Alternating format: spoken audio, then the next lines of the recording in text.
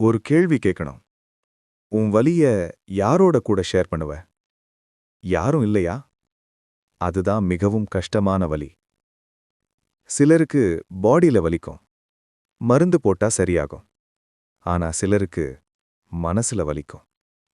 அதுக்கு மருந்தே இல்ல. நீ எவ்ரிடே காலையில எழுந்திருக்கிற. சரியா இல்லன்னாலும் சரி. தூக்கமே வரலன்னாலும் சரி. மனசு அழுதுகிட்டே இருந்தாலும் சரி.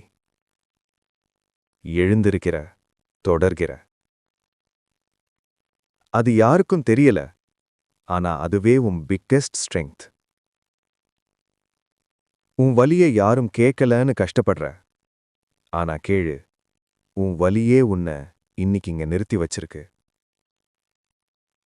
அந்த வலிதான் உன்னை ஸ்ட்ராங் பண்றது.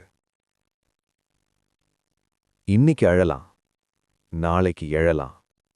இன்னைக்கு கஷ்டமா இருக்கு, நாளைக்கு கொஞ்சம் லைட் ஆகும்.